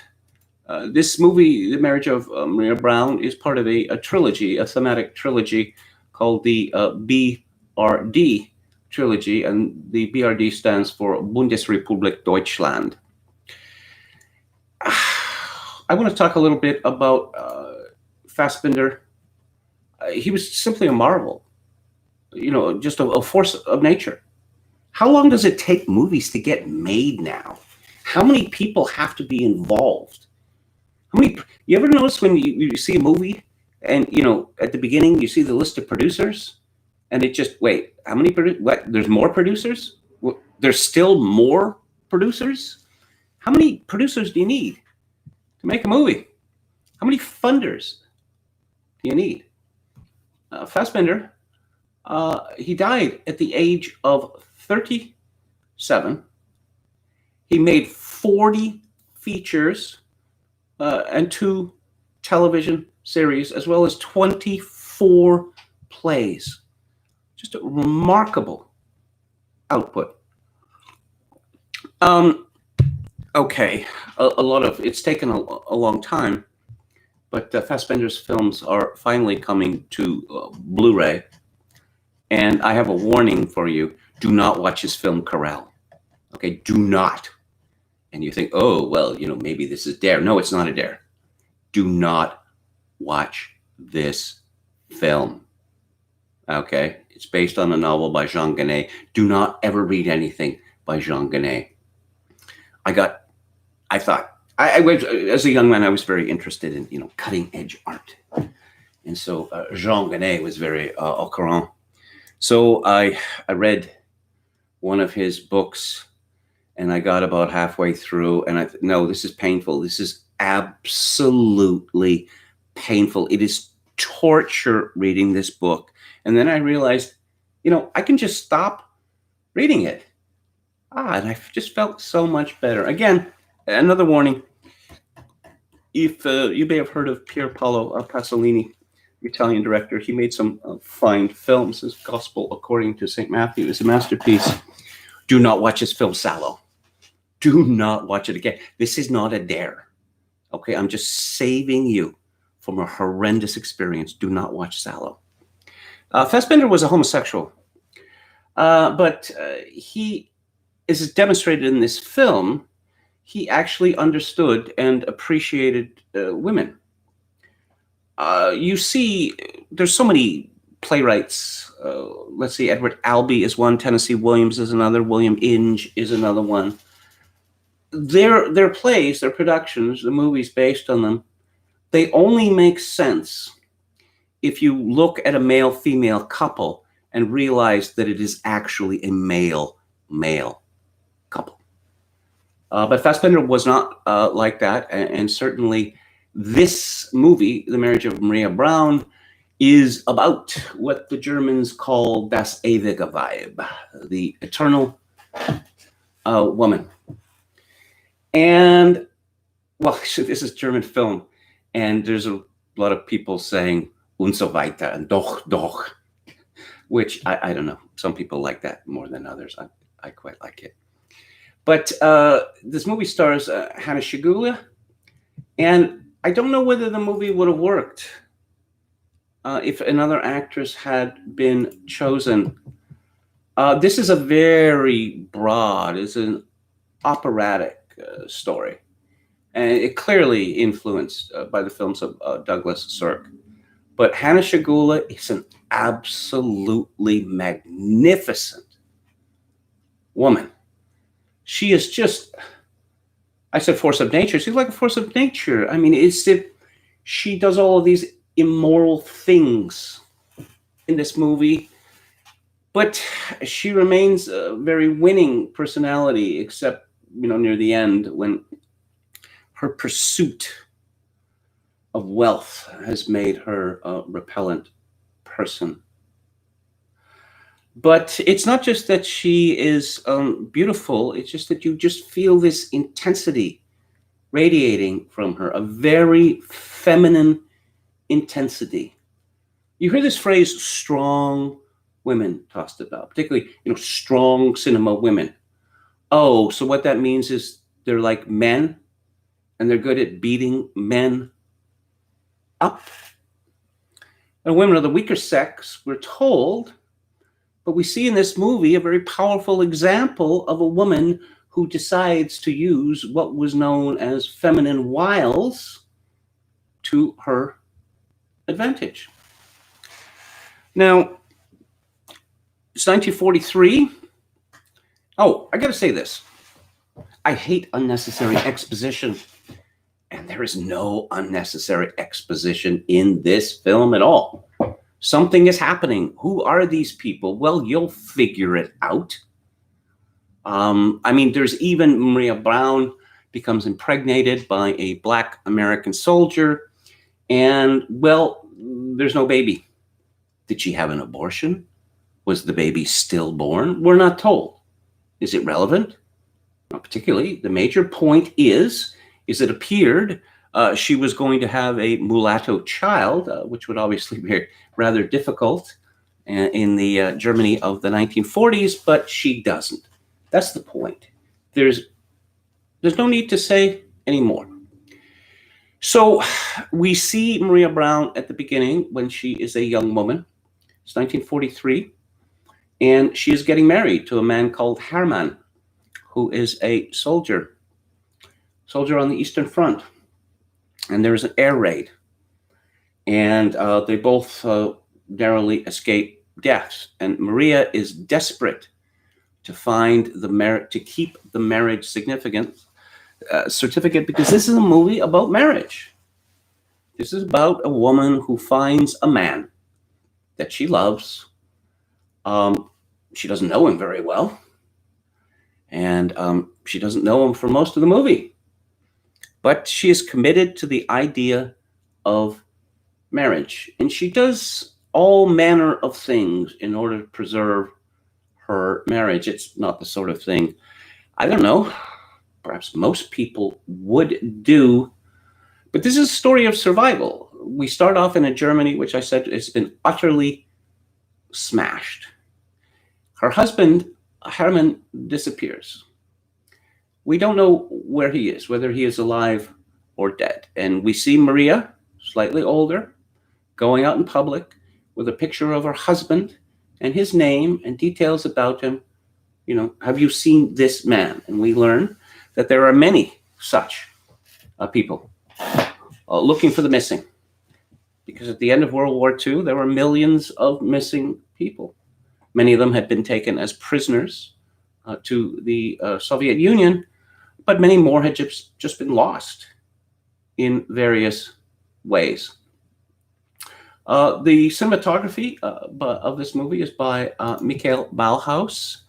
It is beautifully photographed, and you will recognize Ballhaus for his work, say, with Martin Scorsese. He photographed one of perhaps my favorite Scorsese film, After Hours.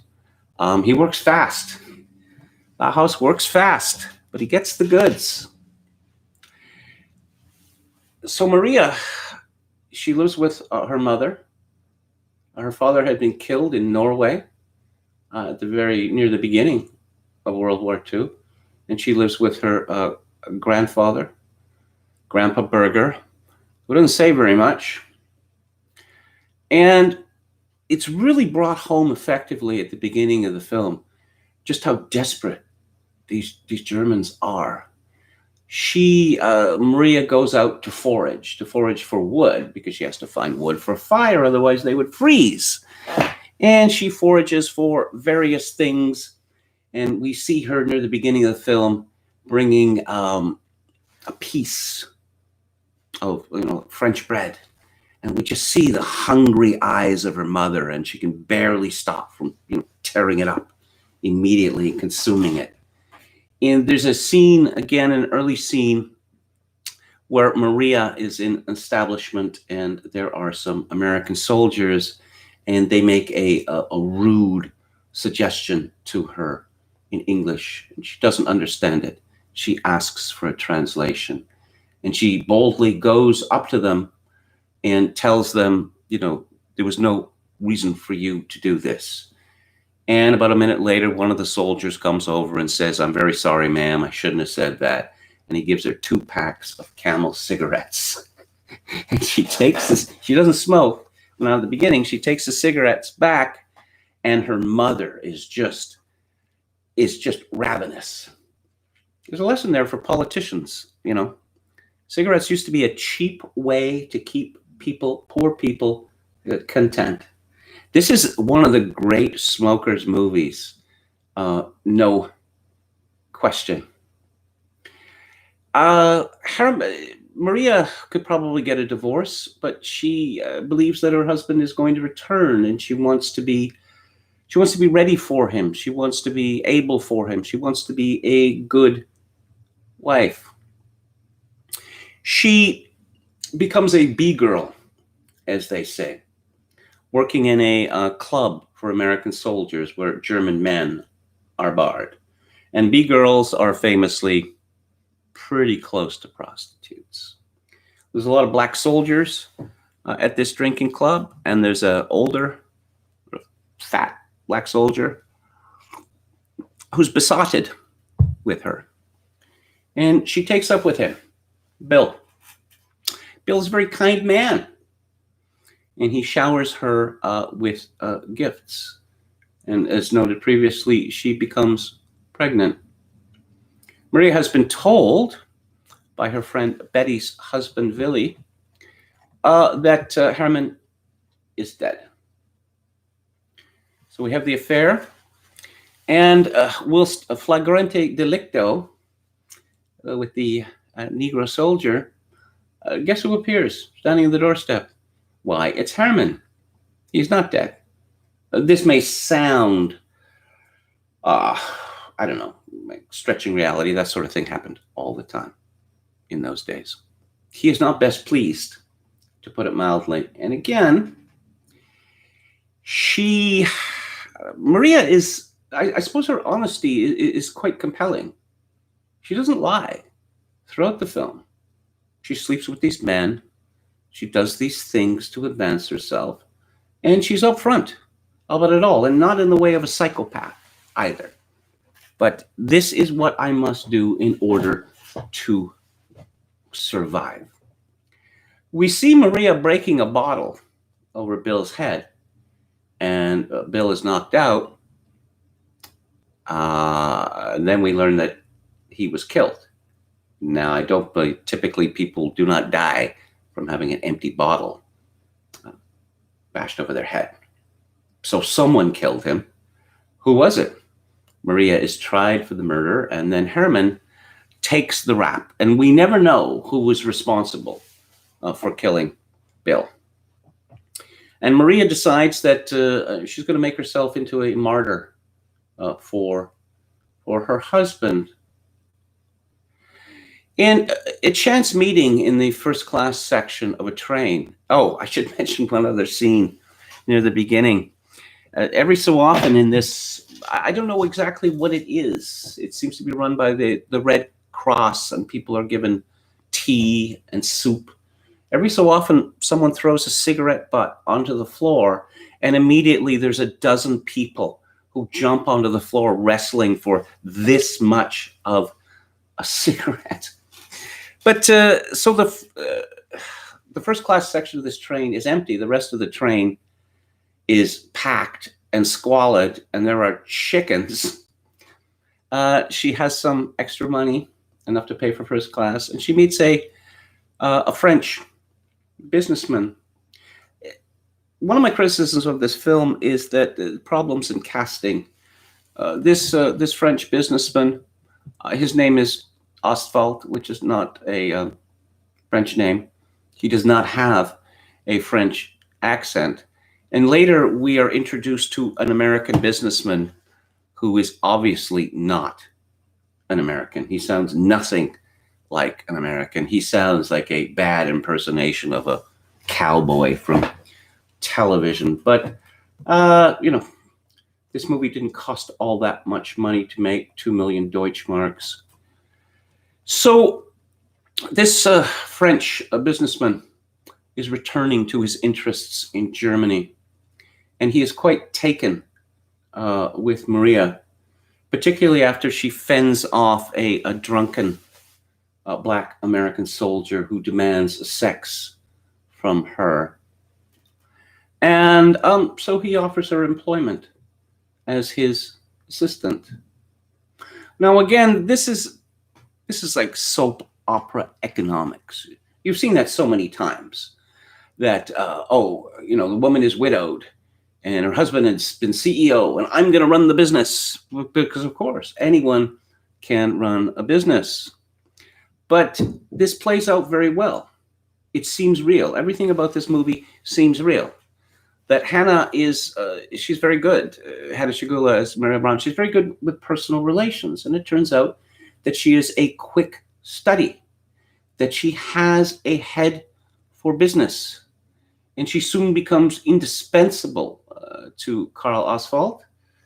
And she is recompensed accordingly. She begins to become rich. Oswald, of course, is smitten with her, because what man wouldn't be? But he makes it clear to her that yes, she will be his mistress, but she will not marry him, and she's not going to pretend that she is in love with him, because she is in love with her husband, who is in prison. And she, as I say, she is straightforward in everything she does, which compels admiration. Now, her life becomes, she's building up a fortune for her husband when he comes out of prison. Actually, when her husband is released after several years in prison, he leaves. He leaves Germany and he goes off to Canada, because he does not want to enter or re-enter this marriage as unequal, as being subservient to his wife. He has to make something of himself. And there is a meeting between Herman and Karl Ostwald, which is not explained until near the end of the film. I have to talk about consumerism here, because this movie is to a large extent a satire of German consumerism. It is I suppose it is a very political film, because it argues that the Germans have made themselves into fake Americans, that they have adopted capitalism as their ethos. They have surrendered everything that is German about them. There's not a lot of music in this film, but we get a lot of radio broadcasts, beginning with one talking about the Morgenthau Plan, which was the plan devised by Henry Morgenthau, the Secretary of the Treasury, which essentially would have brought about a Malthusian mass death in Germany, because the plan was to turn Germany into a giant pasture. It would have brought about a Malthusian die-off in the rest of Europe as well, because just to give you one example, continental European agriculture was utterly dependent on German machinery. Then we hear a speech from Konrad Adenauer. The Chancellor Adenauer was one of the few German worthies who was not implicated in denazification tribunals. And Adenauer presided over Das Wirtschaftswunder. And we see him talking about how Germany will not have an army, that Germany has moved beyond that. Germany does not want another war, etc., etc. And near the end of the film, we hear another broadcast from Adenauer in which, oh no, Germany is going to have an army. And the implication is that Germany's entry into NATO makes Germany America's stooge, that is humiliating. And we see this humiliation reflected in the life of Maria Brown, that she wants to not just survive, but to thrive. And so she enters into a series of humiliating situations, and thus she is das ewige Weib, the German version of it. The political points in this movie, you're not beaten over the head with them. In fact, if you blinked, you might miss them. Obviously, if you're German or German origin, then they would be harder to ignore. Maria becomes a fashion plate. She gets her own home, which is in a desirable area. And her mother and her mother's sponging boyfriend are not allowed in the home. This is for her to think over her life, and it's a home for her husband when he returns, or if he returns from Canada. Her husband does eventually return. I won't spoil the ending, but let's say Maria does not get what she wants. In fact, it could be argued. I suppose that Maria has reached the highest level. By the end of the film, she has reached her highest level of development, and so no further development is necessary. I first saw this film at the Vancouver Cinematheque, I guess in 1979, and I had seen it for decades. And when I rewatched it this week, I just marveled how good it is, how much life there is in it, how terribly observant it is. And of course, I marveled at Hannah Shigula. This is one of the greatest representatives of a woman of femininity that I've ever seen in cinema. People might be scared off by Fassbinder's reputation. This is not an art film. There's not a lot of pause in it. There's not a lot of nudity in it. You know, I won't say it's not fun for the whole family, but you don't need to worry on that score. I enjoyed this movie enormously, and it raises very profound questions about the path that Germany took after World War II. So you can get the BRD, a trilogy, that is to say, The Marriage of Maria Braun, Veronica Voss, and Lola, in Blu-ray in a box from Criterion. And as always, Criterion, well, high standards in every respect. So those are my thoughts. What are we talking about next week? Just let me look this up. My schedule has been so messed up for so long that I'd rather forgotten. Decalogue. Krzysztof Kieślowski's Decalogue. There's 10 episodes. They're roughly an hour long, so I'm not going to do it all in one go. That would be cheating, the attention it deserves. I'm going to be talking about the first 5 episodes of Kieślowski's Decalogue. Decalogue, of course, being the 10 Commandments. I have a caveat for people. The first episode, "Thou shalt have no other gods before me," is exceedingly harrowing, and people with children, particularly mothers, there's a warning. Okay, there's a warning for you in that. And tomorrow on the book club, we're going to be talking about Philip K. Dick's The Man in the High Castle. Octopus Knight says, should have been a Futurama episode with Chomsky's head in a jar, still mumbling about the back pages of the New York Times. Chomsky and Herman's notion of manufactured consent is a genius notion, and I mention it all the time. So I suppose, maybe he came up with one great insight in his life. That's one more than most people have. Okay. Yeah. All right. Class patterns. Yeah. Orkhanbek Sultanov's Satyricon soundtrack was also quite avant-garde. It had Tajik classical music, Turkish modernist, etc. I saw Fellini's Satyricon in the theater when it came out in North America, and I'm not joking, it was all I could do not to vomit. Ugh. Yeah. I don't know. There's a vulgarity about Fellini that I find off-putting. I don't know. Perhaps I'm too priggish in that respect. Chokakin 666, Midnight Express, great movie. A great original soundtrack by Giorgio Moroder. Well, he worked with Sparks, one of my favorite bands. Halper says, well, not impressed by The Merchant of Four Seasons. The ending is overwrought in the German fashion. Haven't seen other Fassbinder. Well, again, Marriage of Maria Brown, you could say, is operatic. He was clearly influenced by Douglas Sirk, but the films of the Archers, Powell and Pressburger, are operatic as well. In fact, you could say that Full Metal Jacket is operatic. Let's see. Today I reported a neighbor who had a BLM sign on her condo window. LON. LOL, says Mr. Sultanov.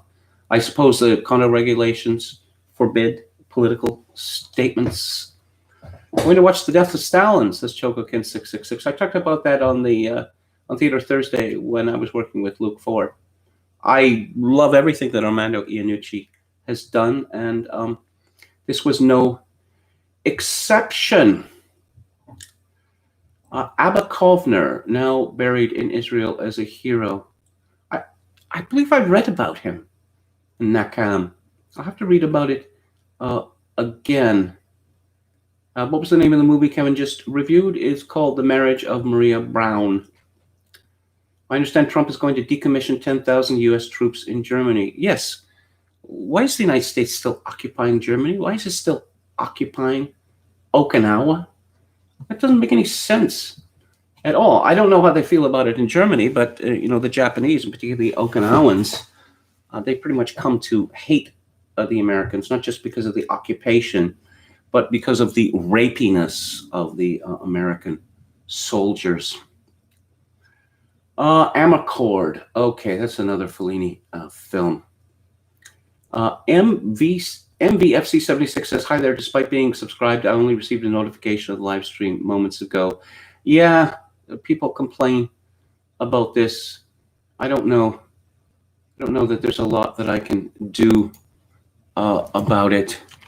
I think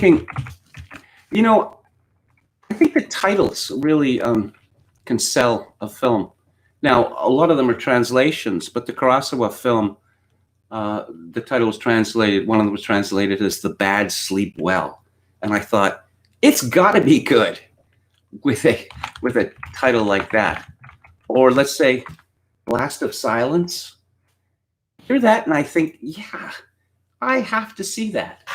Or Elevator to the Gallows. Doesn't that just sound irresistible? Again, I was thinking Eva Aloni, Fellini's film from 1953. Now, in America, they call it the Layabouts or whatever. But in Britain, the title they used was Spivs. And if you know what Spivs mean, it's absolutely perfect. In the same way that Houellebecq's novel, The Elementary, in America was called The Elementary Particles. In Britain, it was called Atomized. Again, much better title. Let's see. Blast of Silence is engrossing, says Visionary Companion. Okay, so that's the show for today. I'll be back on the air tomorrow at 4 p.m. Pacific, 7 p.m. Eastern. Thank you all for tuning in. If you like the show, I'd appreciate it if you would click on the like button and subscribe to my YouTube channel if you have not previously. If you would like to donate to the show, and I could really use donations right now with all the recent events, my PayPal account is kevin_grace@hotmail.com. Again, kevin_grace@hotmail.com. So I will leave you with my traditional farewell and benediction that in these days of social atomization and civilizational collapse, I do dearly hope that my dear viewers find some genuine human companionship to ease the burden. Thanks again. Good night.